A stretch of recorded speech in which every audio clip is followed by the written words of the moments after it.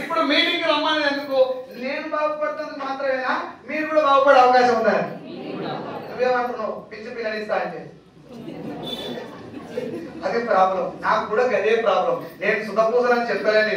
తెలంగాణలోనే కాదు ప్రపంచ వ్యాప్తంగా ఒక్క తెలుగు రాష్ట్రాలు మాత్రమే ఉన్న రోగం ఏంటంటే బయటలాడితే ఎక్కడ ఆడి సర్పంచ్ ఎలక్షన్ లో క్యాండిడేట్ నిలబడి మా ఇంటి ముందుకు వస్తాడు, మొత్తం అమ్మవాడు అమ్మా నీ ఓటు నాకే దేనికేయాలి గడియారం గుర్తు వేసపో ఇంతకుముందు వేసినాడు వీకులు కానీ అని ముఖం మీద తప్పదు. అవునా కదా? మన కర్మగారు ఆయన గెలిచి గ్రామ పంచాయతీలో కూర్చున్నాడు వెళ్ళబోతారు. సారు సార్ ఎవరు వారి కృషి మీద గెలిచిపోయింది ఇక ఏం రత్నంలో బాగున్నావా సార్ నా దరిద్రం కావాలని నువ్వు గెలిచి తేడా ఏంటి? ఇక్కడ మనుషులు మారిరా మారా అవసరం మారింది. ఆయన నీ దగ్గరకు వచ్చిన అవసరం ఆయనది, ఇప్పుడు అవసరం మనది. ఇక్కడ మీరు కూడా నేను కూడా మీటింగ్లకు ఎందుకు బలవంతంగా వస్తారంటే మీ కంపెనీ మీటింగ్ వస్తున్నా నేను ఇంకా ఎందుకు పెట్టావరా నువ్వు పెట్టు పోతావు బిర్యానీ తినిపిస్తూ వస్తా మీటింగ్ రేపు ఆటో కిరాయి నువ్వే పెట్టాలి. ఇది తప్పు కాదు సార్, మనిషి యొక్క నైజం కూడా తప్పు కాదు. ఇలా మీటింగ్ రమ్మంటే ఏం చేస్తుంది ఎంతో దారుణంగా దిగజారి పెడుతుంది అంటే కన్సల్ట్ చేస్తున్నాడు 300 ఇచ్చి బిర్యానీ ఇస్తున్నాడు, మీరేమి ఇస్తారు?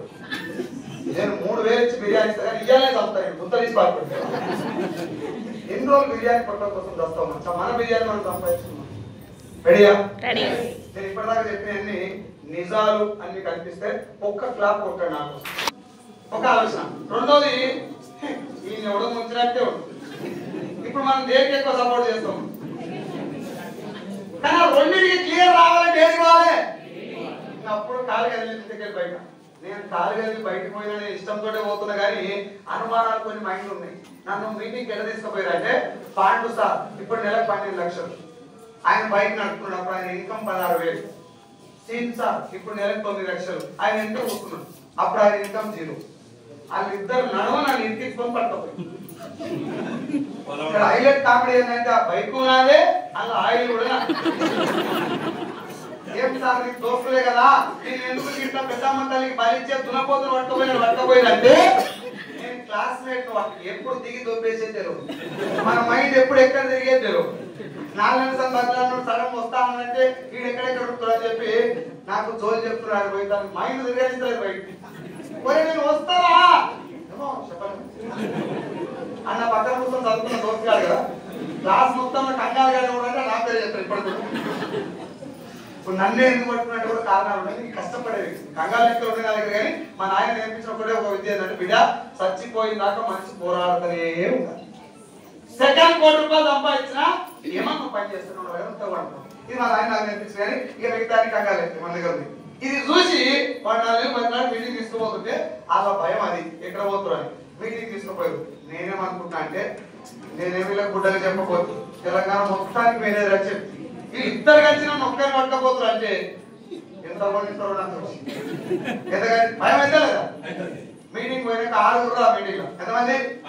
నేను 7వ వ్యక్తి. ఎవరితో కలిపి 6 నేను 7వ వ్యక్తి.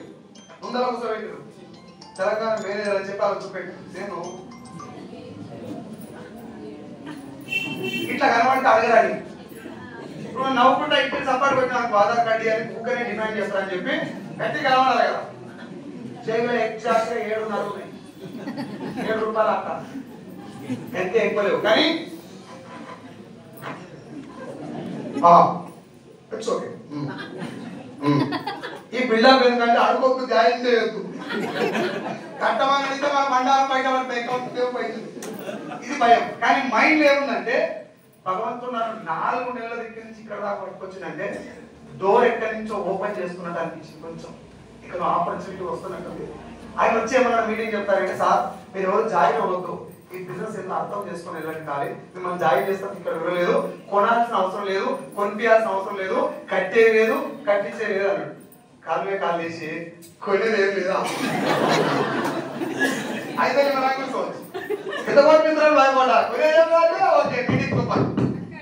ఫ్రీ అయిపోయింది మైండ్. నా మైండ్ ఒక ఆలోచన ఏమొచ్చిందంటే ఈ మీటింగ్ లో లక్షలు కార్లని ఇంతకుముందు నేను మీటింగ్ లో వీడియోలో లక్షలు కార్లు వచ్చే మాట ఖచ్చితంగా అబద్ధమే. అది ఖచ్చితంగా మోసం.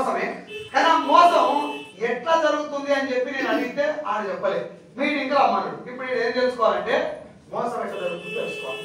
సార్ కొంచెం చూడండి, ఒక క్లాస్ ఏదైతే ఉందో నా ఆలోచనని, డబ్బు మీద నాకు ఉన్నటువంటి దృక్పథాన్ని, నా జీవితంలో నేను కూడా ఏమన్నా చేయగలుగుతా అనేటటువంటి ఒక కాన్ఫిడెన్స్ నా 15 minutes క్లాస్ ఇచ్చింది.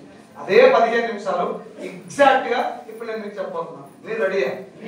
ఆల్రెడీ మళ్ళీ ఒకటి గుర్తు చేస్తున్నా. యాజ్ ఆన్ డే నేను ఇప్పటి వరకు ఒక్క వ్యక్తిని కూడా ఏపీ, తెలంగాణ, తమిళనాడు, కర్ణాటక, మహారాష్ట్ర, ఇప్పుడు నేను చెప్పిన రాష్ట్రాల్లో నాకు టీం ఉంది. నేను తిరిగింది ఏపీ, తెలంగాణ, తమిళనాడు, కర్ణాటక. 6.5 లక్షల మంది చెప్పిన మీకు అప్రాక్సిమేట్లీ అది దాదాపు 70 నుంచి 80 లక్షల మంది నేను యూట్యూబ్ ద్వారా చూస్తాను. నేను ఒక్క వ్యక్తిని కూడా మీరు రండి, జాయిన్ అవ్వండి, లక్షలు వస్తాయి అని ఎవరు చెప్పలేదు.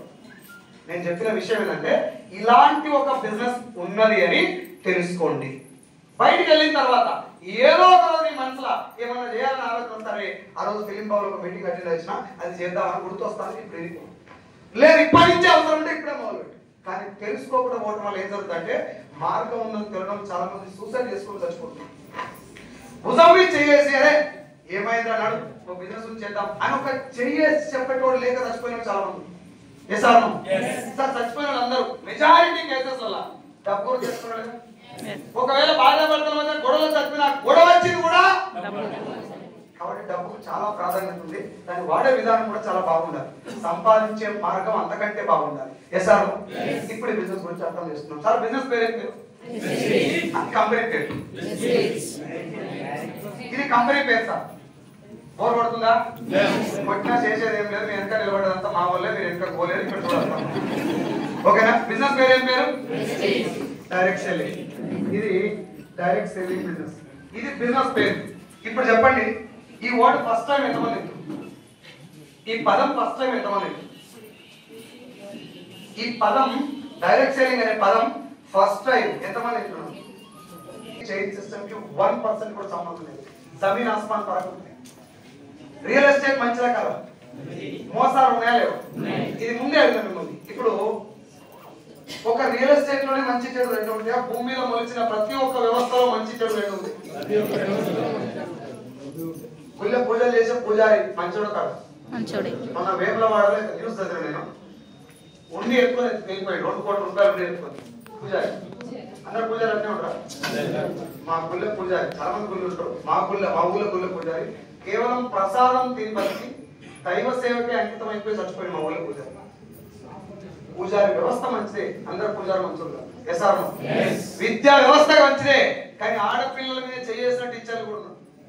పైసల కోసమే స్కూల్ నడిపిస్తూ కూడా ఉన్నారు. నువ్వు ఏదన్నా తీసుకో. బ్యాంక్ సెక్టార్ మంచిదే, అన్ని బ్యాంకులు మంచివి కావు. మొబైల్లో ఇంటర్నెట్ మంచిదే, అన్నిటికీ మంచిది కాదు. సోషల్ మీడియా మంచిదే, అన్నిటికీ మంచిది కాదు. మొబైల్ కూడా మంచిదే, అన్నిటికీ మంచిది కాదు. అవునా? డైరెక్ట్ సెల్లింగ్ బిజినెస్ కూడా 1000% మంచిదే, కానీ దీంట్లో కూడా చెడ్డ కంపెనీలు ఉన్నాయి. మనకు ముందు రియల్ ఎస్టేట్ ఎట్లా ఉంటుందో తెలుసు కాబట్టి ఎవరన్నా వచ్చి ప్లాట్ అమ్ముతారనే పైసలు తీసుకో ప్లాట్ అని అడగకుండా సెర్చ్ చేస్తాం, చెక్ చేస్తాం, క్రాస్ చెక్ చేస్తాం, ఎంక్వైరీ చేస్తాం, అన్ని నచ్చి సెట్ అయితే అప్పుడు కొంటాం. చెక్ చేస్తారా? సార్ ఫేక్ స్పెల్లింగ్ చెప్పమంటే PAKE. ఫేక్. మనకున్న నాలెడ్జ్ కాదు, ఆడు కూడా ఫేక్ అనమాట. ఇట్లాంటివి ఎందుకు చూసినా అన్నో ఇంత 4 పెంచుతారు ఉండాలి. పైన పెట్రోల్ కూడా లేదని అదే చెప్తున్నాడు. నేను ఎవరు ఇష్టపెట్టలేదు, మిమ్మల్ని కూడా ఇష్టపెట్టవరు. ఇట్లాంటి ఎందుకు చూసినా అంటే ఏమన్నా సార్ నేను అడుగుతా అంటే ఏమేమి చూసినావు చెప్పు. డైరెక్ట్ సెల్లింగ్ అంటే ఎంతో చెప్పు. What is the history of direct selling? Original history ఏంటి? తెలియనప్పుడు ఏం చేయాలి? తెలియదని చెప్పాలి. లేదు నాకు తెలియదు సార్ చెప్పండి. ఇట్లాంటివి ఎందుకు చెప్తున్నారు తెలుసా? తెలిసి కాదు. ముందు ఈ బాధ నీకు ఎలగొట్టారు ఏంటి? ఈ బాధ నువ్వు ఎలగొట్టడం వల్ల నన్ను ఎలగొడుతున్నావా, ఒక ఆపర్చునిటీ నిలబడుతున్నావా? అందుకే నేను మిమ్మల్ని ఏం రిక్వెస్ట్ చేస్తున్నా అంటే ఇది ఎందుకు జస్ట్ అర్థం తీసుకోండి. దీని హిస్టరీ ఏం తెలుసా? డైరెక్ట్ సెల్లింగ్ బిజినెస్ కి మూలం ఏంటంటే మల్టీ లెవెల్ మార్కెట్. ఇది మెయిన్ పదం సార్ ఈ ఇండస్ట్రీకి ఉన్నటువంటి. అసలు యాక్చువల్గా స్టార్ట్ అయింది దీంతో, కానీ పెద్దగా అయినాక ఇండస్ట్రీ పేరు పెట్టారు multi level marketing. Sir clear వినండి ప్లీజ్. చదువుకున్న వాళ్ళు ఎక్కువ రిక్వెస్ట్ చేస్తున్నా, ఇదేంటో వినండి. నేను తప్పు మాట్లాడుతున్నాను క్వశ్చన్ చేయండి. Right? MLM multi level marketing. దీంట్లో జెన్యూన్ కాన్సెప్ట్ పేరు డైరెక్ట్ సెల్లింగ్. రైట్? ఇందులో మందిని ముంచే కాన్సెప్ట్ అవుతుంది, దాని పేరు మనీ సర్క్యులేషన్ స్కీమ్. రెండోది పిరమిడ్ స్కీమ్. మూడోది పాంజీ స్కీమ్. నాలుగోది చైన్ సిస్టమ్. ఈ నాలుగిటిని గవర్నమెంట్ ఆఫ్ ఇండియా 2013లో బ్యాన్ చేసింది. అసలు ఇండస్ట్రీ మొదలైన చెప్పు డైరెక్ట్ సెల్లింగ్ పేరు చెప్పుకోనంటే 1920లో స్టార్ట్ అయింది. మన ఇండియాకి వచ్చిన 1996లో ఫేక్ కంపెనీలు బంద్ చేసిన ఇండియన్ గవర్నమెంట్ అప్పటి ప్రధానమంత్రి నరేంద్ర మోడీ గారి యొక్క